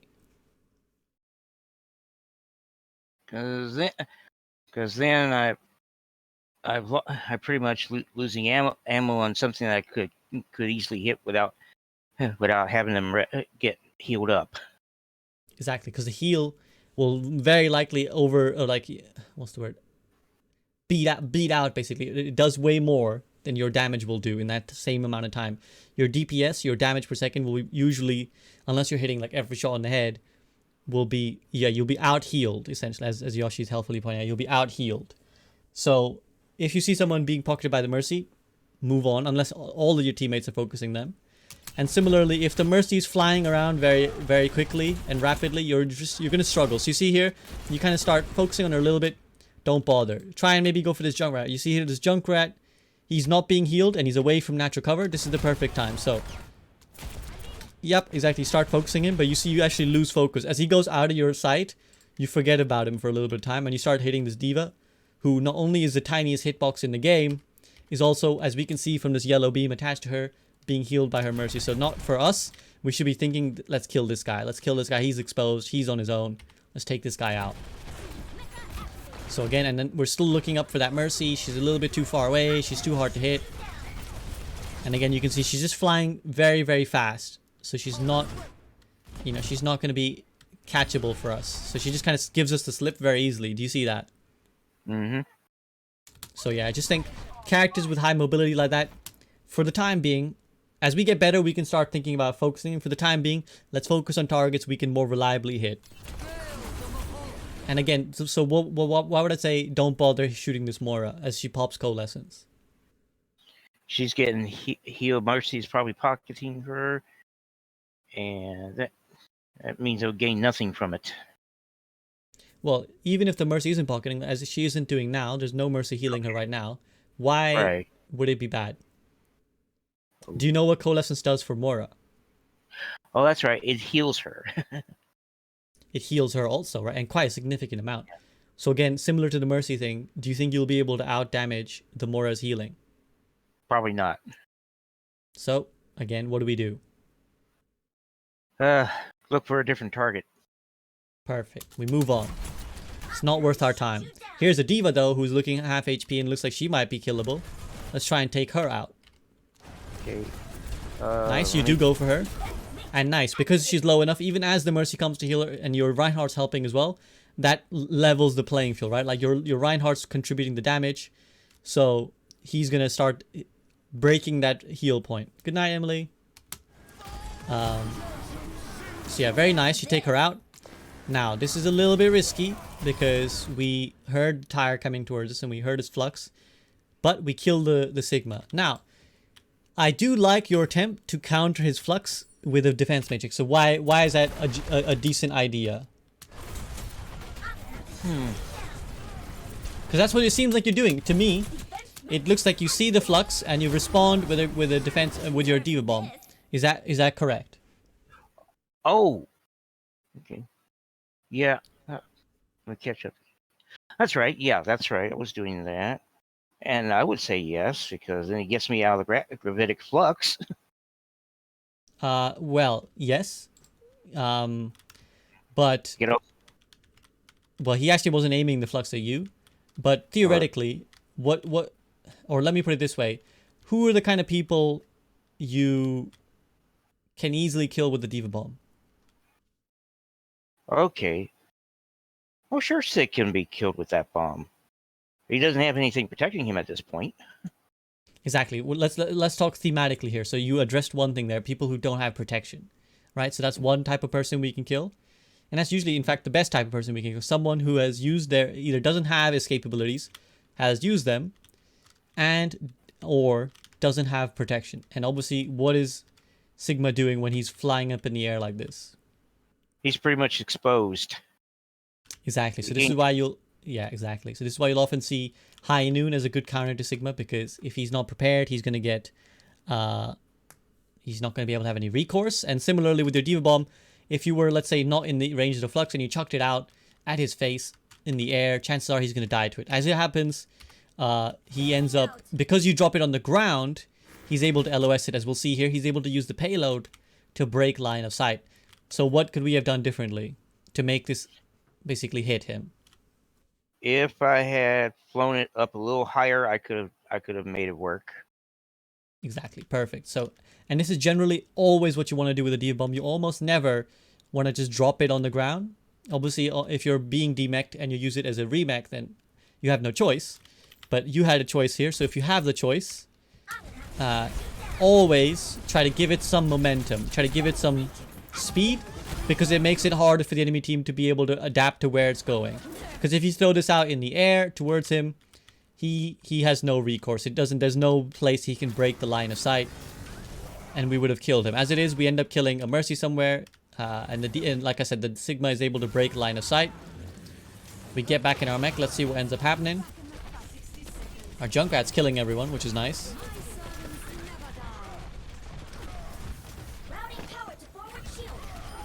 Do you do any practice whatsoever? Like just as in training range practice or aim practice or anything like that? Let's see. A person once showed me a code where I could practice game sense using a bot dressed up as Zarya. when she's grabbing. So That's nice. yeah, I practice DMing towards the grab and eating it. I get about a little over 50% on that one. I would, for the time being, Rapierman, I would spend no time on that. I would spend zero time on that because you are you're playing at a sort of rank right now where that's far beyond basically what you can reliably do. Right now we're struggling with more basic things, and eating graviton surges and eating any ultimate is like something that you can only reliably do once you're very comfortable with the character. We are not at that stage yet. If I'm going to be honest with you, and I have to be honest with you to be a helpful coach. So ignore that graviton surge eating mode for now. What I'd like you to do instead is just get into a very basic. Actually, let me ask first. Who are the characters? So you play D.Va the most? Yes. Okay, in that case, yes, I would say get into a training range. You can either practice the simple aim trainer, which I use. I think it's KAVE5 as the code for that one, which is usually that's better for hit scans, because that's the one you might have seen it sometimes on my stream where little circles pop up and you have to shoot them as quickly as you can across the screen. Okay, say that another KAVE5. Okay, got it. Yeah, so that's a good code. There are other codes. There's another code where, chat, you might be able to help me. There's a code where like characters bounce up and down the screen, like in front of you, like it's on Li Jiang, and they're flying across the screen. That's a great one to use for tracking because you can use that to follow. Do you know what tracking is, Rapierman? Yes, it's kind of like duck hunting. You have to lead the duck as it's flying along. Yeah, so tracking simply means following the target, because there's basically two types of aiming. There's tracking and it's flicking. That's a oversimplification. There's modes in between, but generally flicking means you move your cursor suddenly from one point to another to compensate for the distance between them, and tracking is where you just follow your target instead, and in a more smooth motion you're trying to keep track with them. Some people gravitate more naturally to one than the other, but yes, if you can. With D.Va, you will mostly be tracking because your fire is not a burst fire, it's a consistent output of damage. So you just if you keep following them, then you're consistently hitting them with your shotgun pellets. So Chad has pointed out here, KK4NM is the code for that trainer. So what I would recommend you do, 10 minutes, that's all. 10 minutes every day before you start playing Overwatch. Just get in there and just practice your tracking. Just practice. Just use those bots, follow them, shoot. Just try and get them. It might even be helpful to play Zarya, because I personally like the beam of being able to use the beam to track. But again, you can use D.Va because she also has a roughly similar effect where you can see the pellets as they're shooting. So does that sound like something that you could do? Sure, I can do that. Awesome. So I think if you do that, that'll be very helpful to yourself. In just improving your raw aim, because we do need to, it goes without saying, the more shots you're hitting, the more impact you will have. So if you're able to reliably track and kill people, you will have a greater impact as a D.Va. Okay, so what we're going to do now, I think we've identified a lot of themes. I'm just going to look at like 1 to 2 fights on the defense, and we'll see if there's anything new we can identify. Otherwise, it might be good to just summarize and go back over and just go back over everything we've said and just identify what you're going to work on. Oh, okay, a lot happened there, so let's see what happens. Ready for battle. 5, 4, 3, 2, 1. Attackers incoming. Stop the payload. Okay, so you're watching the spawn door, that's fine. You've got a nice high ground control as well, which is nice. Now the Genji comes to us. Ah, okay. Do you understand why you die here? Just sort of very general question, but we'll watch it from the third person cam. Actually, we'll watch it from your POV. It makes sense.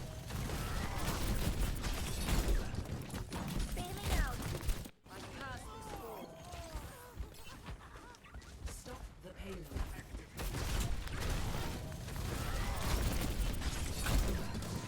Any idea? Hold on, I'm catching up. Um, right. Was fighting against you, and then suddenly had another person come up. I forget who it was. Oh, that's right, Junkrat. And Yeah. 2-on-1, one against two does not work very well. Yeah, exactly. I mean, yeah, pretty much. Angst game, just DM me on Patreon. If you're a patron, just DM me on Patreon. Now, yeah, basically, you can deal with maybe the one of them. The Junkrat can be difficult to deal with because he just kind of bursts you down very quickly, and your DM isn't what it used to be, so it doesn't really last long enough. But as you can see, they already get a few shots off on you, so you're down to half HP, so you're already half the fighter you were, and you've lost all your armor significantly, so armor absorbs more damage than regular health does. Now, so already we're half HP, and we go voluntarily, so we booster back into this 2v1, and instantly the Junkrat just destroys us. So, and we haven't used our defense matrix, so try not to, yeah, if you're half HP and if you see a 2v1 like this, try to avoid. Basically take that chance to get out of there. Your Junkrat goes and avenges you. Looks like your Mercy will res you, so we're back in pretty quick.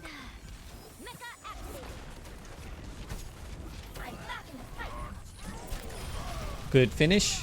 Oh, we're a little bit slow there to respond to the fact that he died, but it's okay.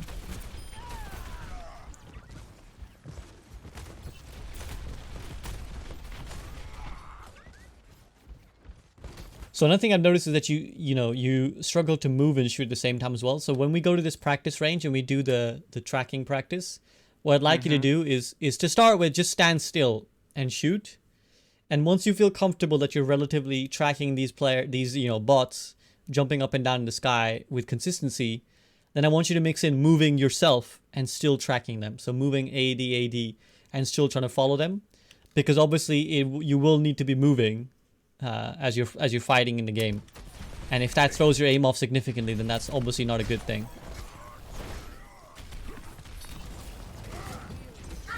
Good response. This time you learned, so you got away from the Genji. Very nice.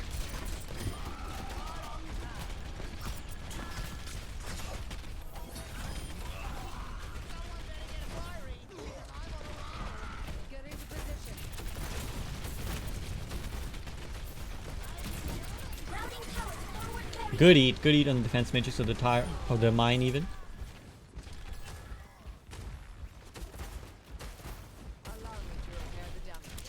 One question I have is generally when you're shooting, are you able to 180 comfortably? Like, do you feel like you could, with one movement of the mouse, get to be looking 180 degrees behind you? Not sure of that. Okay, well, next time whenever you, maybe after this VOD review, you go into the training range and you practice or anything like that, just see how easy it is for you to look 180 degrees behind you with ideally with one movement of your mouse. Because if not, then you need to probably turn up your sensitivity. If yes, then you're fine. For the time being, there are more resources you can look at to find your perfect sensitivity. There's a good IO Stux video if you really want to get in depth with it. But for the time being, I'd say that's the best rule of thumb, is if you're able to get 180 with one movement, you should be fine. And if you're struggling, then your sense is probably too low.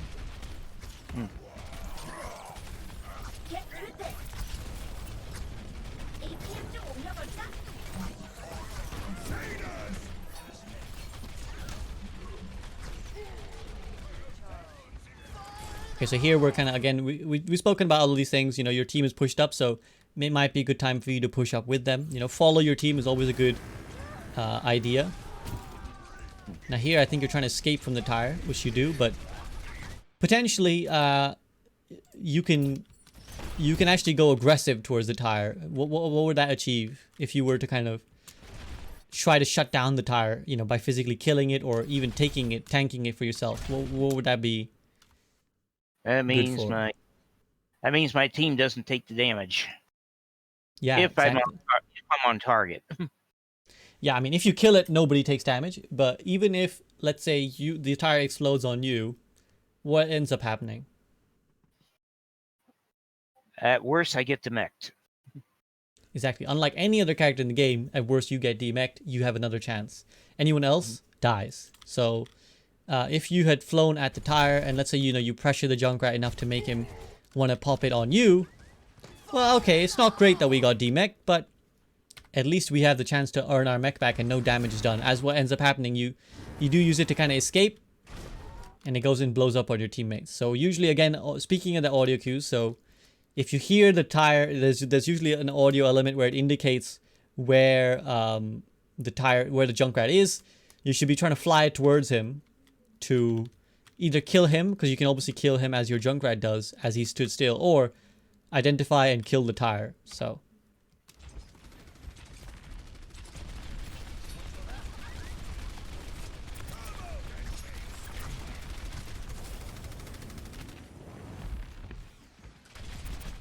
yeah, I think it's probably fair to ask as well, like, is your desk space relatively clear for your mouse movements? Like, does your mouse end up hitting things, or is it free to move? It's semi-free to move. It's not really a desk per se. It's more like a picnic, small picnic table.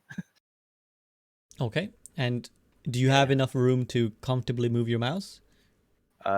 Definitely do.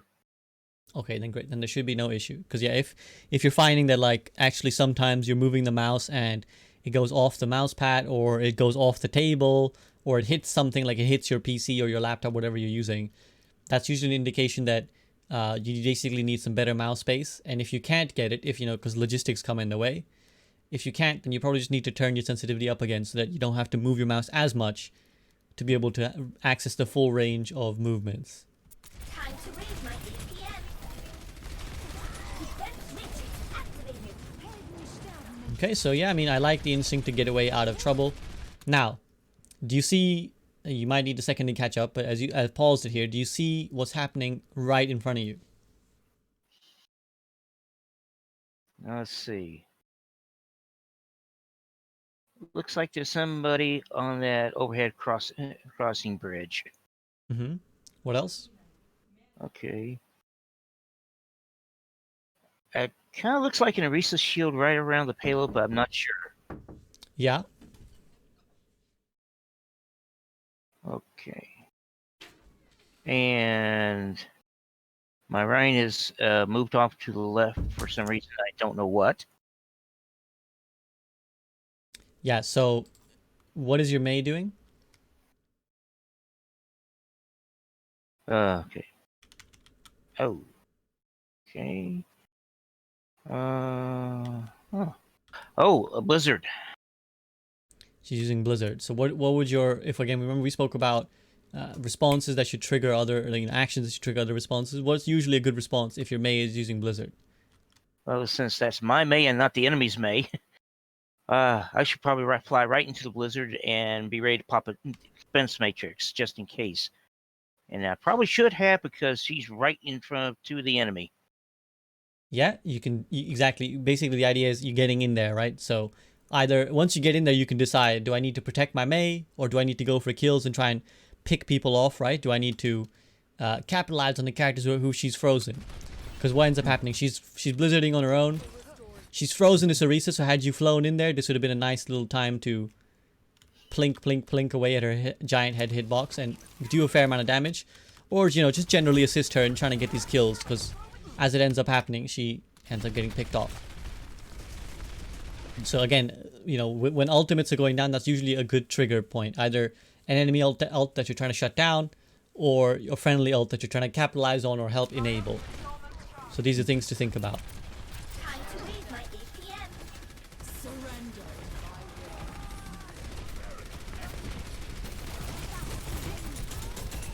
Okay, again, the Roadhog is kind of chunky and being healed by Mercy, so we probably don't want to spend too much time on him. It's good that we have high ground. Nice, you wait for the deflect before you micro missile, that's very good. And I like that you recognize, okay, I don't feel like comfortable beating this Genji, and you back out. That's fine by me.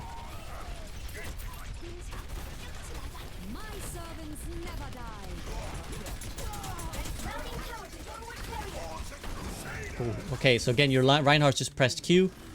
And again, we're slouching. We're slouching. You see, we're still obsessed with that payload. It's just the same thing again. So if you watch here, your Reinhardt presses Earth Shatter. Here. And again, so what now we're having spoken about triggers and response triggers, what should you be doing when you hear that for the Crusader sound and the smashing sound of the ground? I could have flown in and cleaned up. Exactly. You fly in, try and mop up with your Reinhardt. Because these guys are all there for the taking. Instead, you're kind of obsessed with the payload again. So remember, more important to win the fight than to stop the payload. Ah, okay. This ultimate.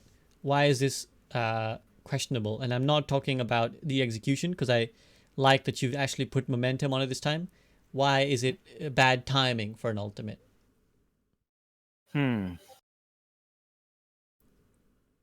Okay, that one's lost on me. I was just trying to time it, trying to make sure I can get the most possible.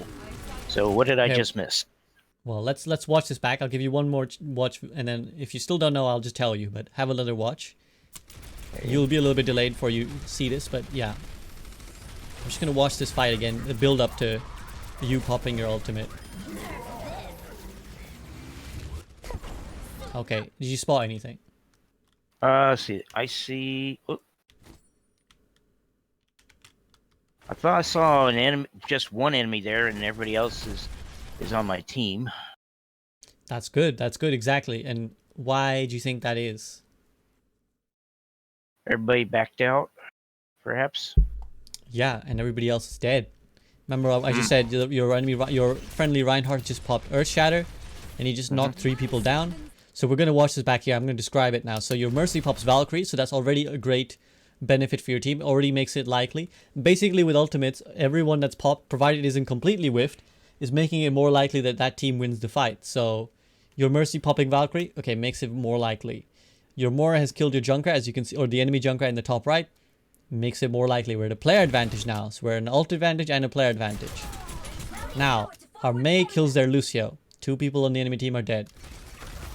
Your Reinhardt now pops Earth Shatter. So 3 people are knocked to the ground. Again, if we had followed up, we would have come here, we would have seen, aha, 3 people, nice and juicy for me to kill. So here the Reinhardt swings out the Genji. And now we also just heard and we can see this Junkrat tire flying in to try and do a bit more damage. He's not going to get much. He's only going to use it on the Roadhog. But 3 people we've seen die in front of us. And we've just popped 3-4 ultimates there. So why now? I think you can answer the question, yes? Yeah. At that point, the decision would be either go ahead and pop my ult right then and there, or just hold off on my ult, because they've pretty much done all the heavy duty work. Exactly. Honestly, there's no need to pop your ultimate at all in this situation, because you've already got a 2-player advantage and everybody else has already used their ult. And as you're, I'm sure, plenty familiar with, people waste their ultimates in the metal ranks all the time. You know, it's like 1 person presses ultimate, 6 people press ultimate, because everybody feels obliged to do so. But if you can start showing that restraint, you can be that 1 player in your team who's actually held onto their ultimate for that key moment to win the next fight. Because look at the blue team's ultimate. How many have they got? Holy cow, that's about 5 right there. Exactly, because they're doing the same thing your team did. They're waiting for someone else to press the Q button before they all do it. So your team all press Q together. Now I guarantee probably next fight they're all going to come and press Q together. But if you had that 1 key ultimate that can kill 1 to 2 of them, you've just negated 2 ultimates with your 1. So you make a huge impact that way. Does that make sense? Yes. So if your team is already... Yeah, so if your team has already got 2 kills, that fight is won 9 out of 10 times. If it starts to go badly, if you start to also lose 2 players back, then you can think, okay, well, now we've lost 2 players as well. Now I can pop my ultimate to make sure we win. But if you got 2 kills, if you've used 3 ultimates, you're probably better off saving it. Thank you very much for the Prime sub, D Captain. Looking forward to becoming a member of Patreon. Thank you very much. I look forward to it as well. Thank you. Now, also have to keep in mind, I don't have the benefit of looking at the screen you're looking at.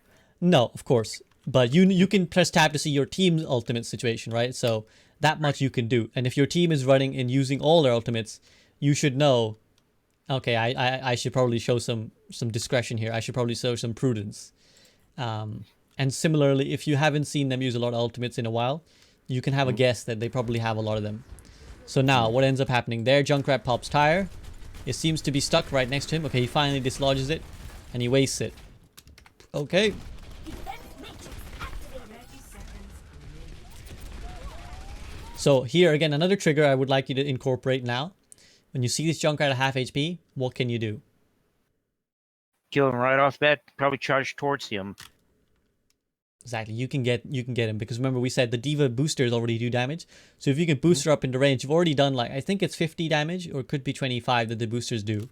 He's at 76 HP. If it's like, how much is it, chat? Can someone help me out? What's the damage of a booster? If it's 25, you already got him at 50, he's already easy. If it's 50, he's already dead. Basically, you can just booster, you can use a melee, punch him, he's dead. Yeah, the boosters damage themselves. Like, how much damage do they do, chat? Anyone have a... Someone quickly Googlepedia.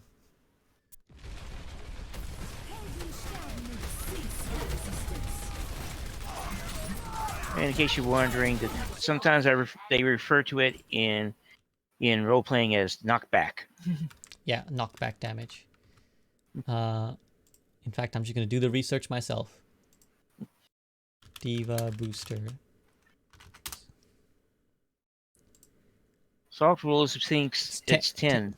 10 damage. Okay, well, even 10 damage is pretty significant, particularly if you can mix it in with the melee, which is another 25 damage. So already 35 damage you'll have done, and you know, from that point on, it should be fairly easy to finish them off.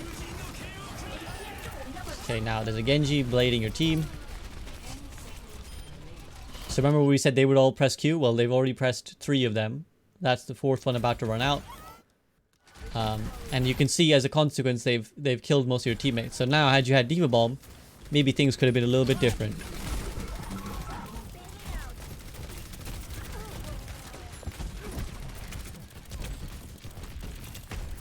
We're doing a good job of staying alive. We're even going to get remech'd. We might even be able to contest the payload. Okay, nice. Good, you back out. Very nice.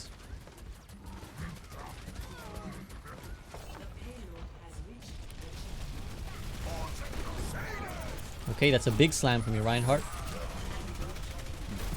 Yeah, so just the same kind of things. When someone slams or ultimates, we can try and follow in. Yeah, melee does 30 damage, sorry. So 40 damage you're doing total there. So let's see what ends up happening in the next fight. Oh, we just mistime our boosters there. So you see, little stuff like this is what I meant when I said that we need to figure this out before we worry about eating Graviton Surges, right? Because we need to be making sure that our boosters go where they go, our shots go where they're supposed to go, things like that, and then we can worry about advanced stuff like eating Graviton Surges. Because think about it this way, that time you spent worrying about how to eat a Graviton Surge is completely useless in a game where Zarya isn't even there. But if you had spent that time improving your aim, that is invaluable. That will always come in handy. So stuff like that is better to round out, you know, more minor parts of your gameplay rather than as a basis. Now here, you know, I noticed we spent a lot of time out of the mech just looking for someone to hit. We finally find one. It's a good flank. Oh, nobody touches payload. Your team really should win once they get a decent set of ultimates. Good defense matrix, and yeah, it looks like you want to get out. Warlock is wasting his time. Again, we can, you know, always put a little bit of flight on it. We do get a kill on the Pharah.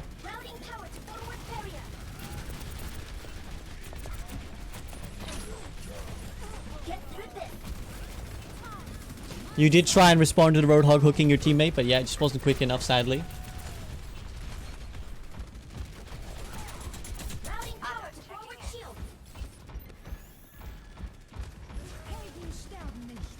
So again, this is the second time in a row I've noticed you've kind of gone in these very long flanks. First was with your baby D.Va form, and now this. And again, we're focusing Valkyrie Mercy. So the reason these long flanks are not good is because you spend a lot of time out of the fight. So just bear that in mind, you know. Particularly as D.Va, it's not really great to spend too much time just wandering around because your team is probably dying in the meantime. And again, as we spoke about, tracking a Valkyrie Mercy near impossible. So yeah, you back out, which is good. And you're trying to contest the fire, which is nice as well. Oh, there's a junk to the right. Okay, just that little bit of awareness again. You know, maybe paying a little bit more attention to audio cues. We would have noticed that the Junkrat was to the right. Fat slam again.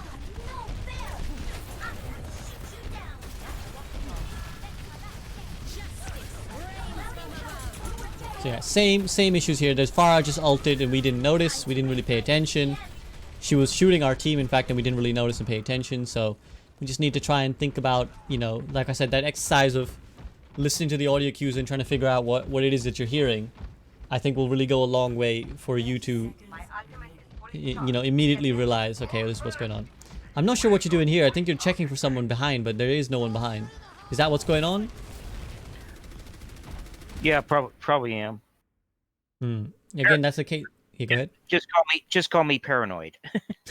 Yeah, again, that's just a case of, I think, remember what we said about vision, when you can see everything, and of course you can press tab as well to see who's dead and alive on the enemy team. If you know all of them are dead, as you do in this case, there's no need to check back there. Now again, the tire takes out your Mercy, but there's a Lucio who's isolated himself, so yeah, you can shoo him away.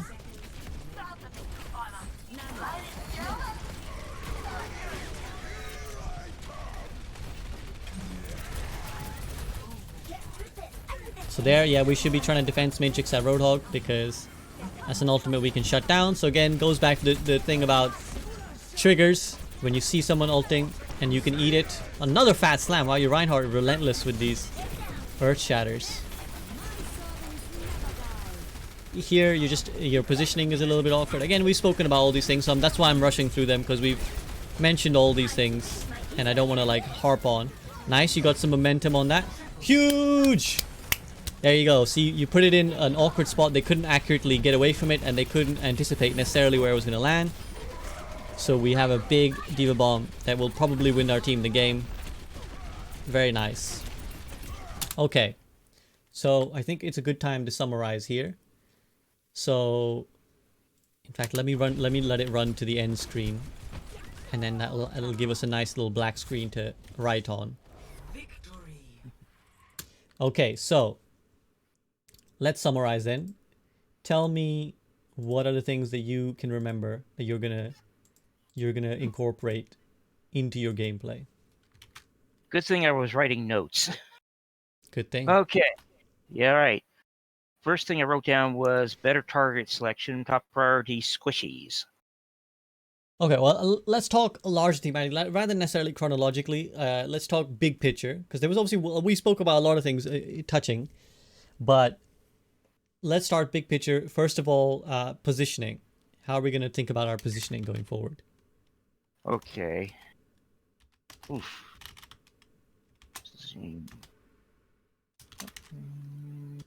Let's see. Know when to abandon the payload and help your team. Yes, that's exactly. Okay. Know how to path.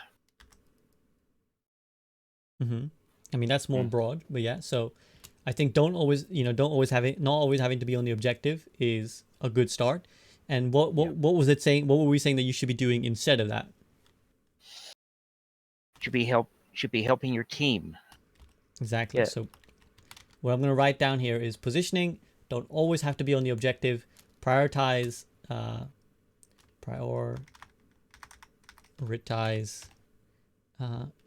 the fight. And also I would say anticipate, or actually I'm just going to say, what was, do you remember on first point what we spoke about when we were passing that fountain?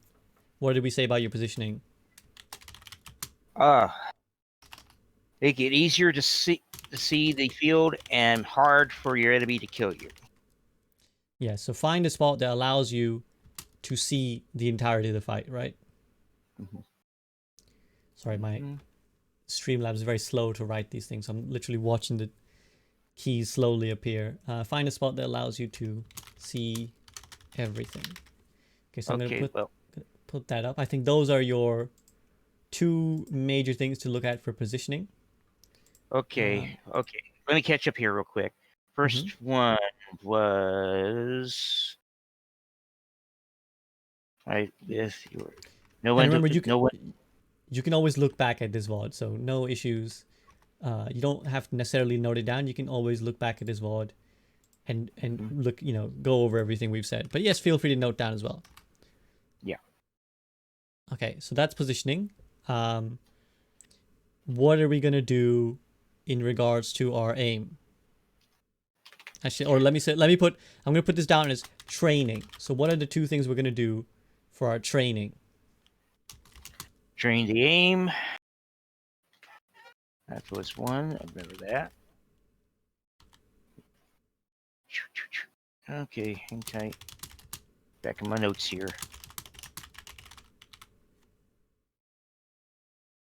Oh, train tracking. That's right. Exactly. So just 10 minutes every day. Hopefully you noted down the code because I forgot to. But so for just 10 minutes every time you log on, just do a little bit of that run through of the, where the characters are jumping and falling on the screen. See if you can just, the more you practice it, the more automatically you'll be comfortable doing it in game. So that's one form of training. What was the other form of training we suggested with regards to audio cues? Yes, let's see. Okay, audio cues, right. Pay attention to sounds. Yeah. Okay. I've got written down here, pay attention to sounds. I hope that's the right one. Yeah, but how are we gonna? What's the tangible way we're gonna fix that coming up? Like, what would you Tangible. remember the? Do you remember the thing That's the? Sorry. Review your game. Mm-hmm. Listen to sounds. So remember, I said I want you to go back, watch a game, Mm-hmm. pause, close your eyes, unpause, and just listen to everything. You can even, I think, for you, it would be helpful. Play it at 0.25. So play it at 0.25 speed. Do you know how to do that in the replay viewer? Yeah, I've seen that before. Okay, yeah, so it's just like if you press N, it comes up with the replay thing. Just find the speed, 0.25. Play at 0.25, and then I want you to describe everything you're hearing. And again, if you want, you could also just lower your eyes and note it down, since it seems like you are someone who enjoys noting down instead. Note down all the sounds you hear. And then afterwards, once you maybe do that for like 5 seconds to 10 seconds, I say 5 seconds to start with, 5 seconds of gameplay, 5 real seconds, obviously, like not necessarily 0.25 seconds.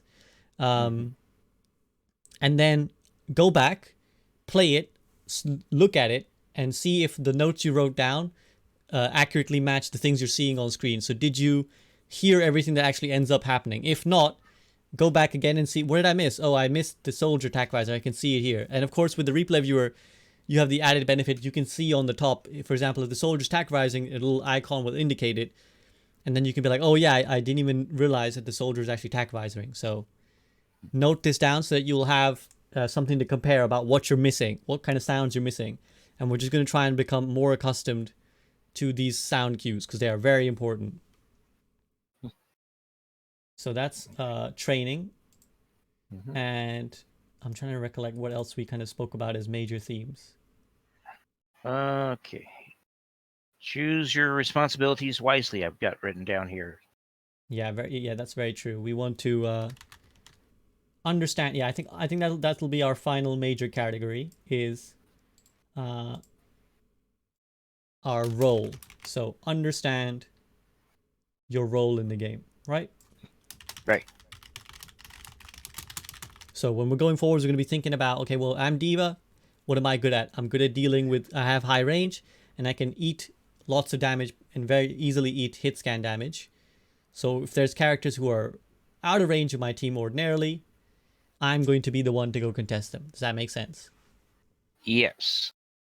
Awesome. So these are, I think, the 3 major things we're going to focus on, because again, we spoke about a lot. I know it's a lot of information, so don't worry. It really sounds intimidating when we think back all the things we mentioned.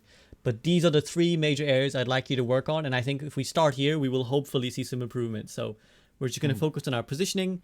We're going to train ourselves a little bit. and physically get better, and then understand our role in the game. Does that make sense? Yes. Okay, awesome. Do you have any questions or anything you want to add before we kind of conclude this stream or this VOD review, anyways? I think that's about it for now. Awesome. Well, thank you very much, Rapierman. I know it's not easy at all to have your VOD reviewed and be criticized in front of everyone. So thank you for being a very good sport and taking on board all the criticism. Chat, I think, is very much enjoyed it. So many messages of kind of people saying that they found it very helpful, and also that they support you and they really believe in you and you want to see you climb.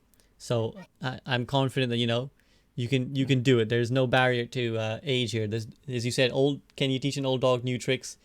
I definitely think you can do it if you just work on these things. Okay. All right. Well, I definitely enjoyed this thing, and it's not a problem. I'm used to getting instruction all the time. Good. Okay. Well, good luck. If you sound like you're gonna head to, you said in chat, shall we go kick butt today? So yeah, go ahead into a game and try all these things out. Feel free to go back, VOD review. And I guess I suggest before you go into the game, do that little bit of training beforehand. The 10-minute in the workshop code, and see how it goes.